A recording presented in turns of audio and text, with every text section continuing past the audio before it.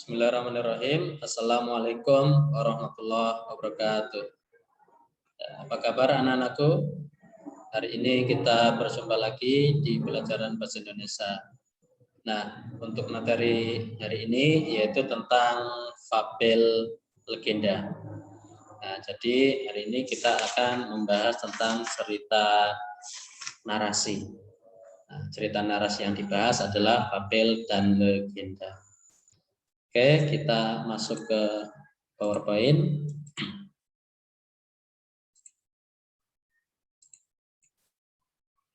Kita masuk ke bab 7, teks fabel legenda.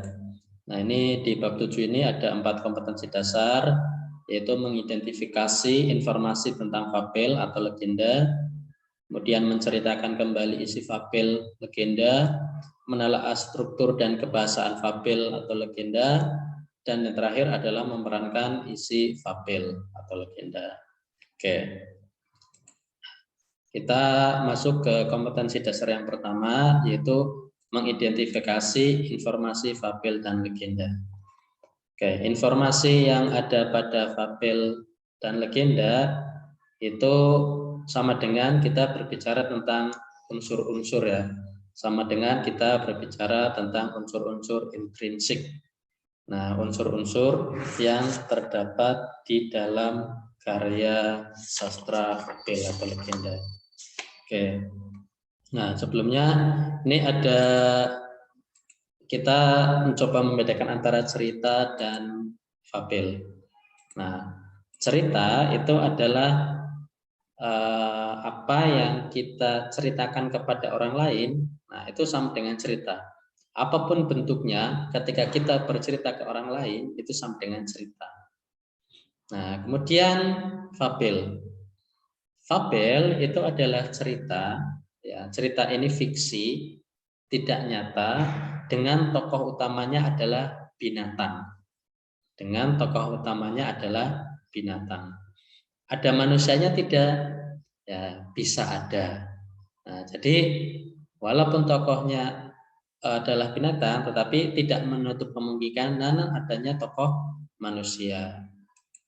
Nah, kemudian kalau legenda, nah, legenda itu sama cerita fiksi yang di dalamnya itu memuat tentang asal usul sebuah bisa daerah, bisa tempat ataupun yang lainnya. Yang jelas legenda itu adalah cerita yang menceritakan tentang asal usul. Nah, makanya fabel dan legenda ini disejajarkan menjadi satu bab, fabel dan legenda. Dua-duanya sama-sama cerita. Hanya saja fabel ini adalah cerita yang tokoh utamanya adalah hewan, binatang, tapi bisa jadi ada unsur manusianya. Nah, kalau legenda itu adalah cerita tentang asal usul, nah, tetapi di situ juga tidak menutup kemungkinan adanya hewan atau binatang juga bisa berbicara. Nah, ini makanya di buku paket kalian itu ada dua kisah ya, ada dua kisah, ada dua cerita.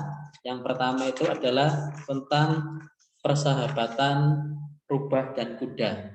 Nah, di situ ada tokoh petani juga, ada tokoh petani yang kemudian bisa berbicara dengan kuda.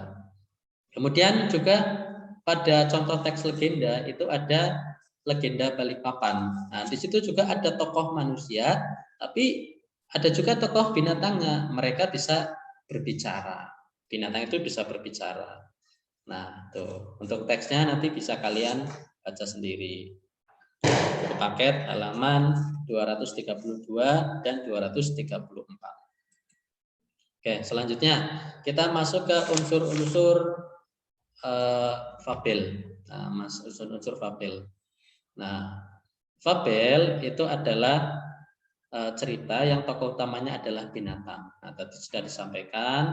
Kemudian watak tokoh para binatang ini digambarkan ada yang baik, ada yang buruk. Nah, seperti biasa ya, ada tokoh protagonis, ada tokoh antagonis. Nah, tokoh para binatang pada fabel ini bisa berbicara, bisa ngomong. Nah, Kemudian pada cerita fabel ini memiliki rangkaian peristiwa yang menunjukkan kejadian sebab akibat. Rangkaian sebab akibat diurutkan dari awal sampai akhir. Nah, fabel ini biasanya berlatar alam, ya, bersetting alam. Ya, biasanya di hutan, di sungai, di kolam, dan lain-lain. Nah, kemudian ciri bahasa yang digunakan pada fabel yaitu kalimatnya berupa kalimat naratif, kalimat yang berupa peristiwa. Nah, kemudian ada kalimat langsung yang berupa dialog para tokoh. Nah, ini menjadi ciri khas pada teks narasi juga. Nah, karena apa? Karena dialog yang disampaikan oleh tokoh, nah itu nantinya akan dituliskan dengan tanda petik. Nah, ini tanda petik ini kalau dalam kebahasaan namanya kalimat langsung. Kemudian yang ketiga, menggunakan kata sehari-hari dalam situasi tidak formal. Artinya menggunakan bahasa-bahasa pergaulan, bahasa-bahasa percakapan yang tidak baku.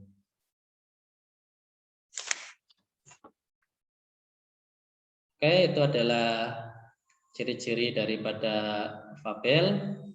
Ya, mungkin itu dulu. Nah, nanti kita lanjutkan di video yang lain. Ya. Terima kasih atas perhatiannya. Wassalamualaikum warahmatullahi wabarakatuh.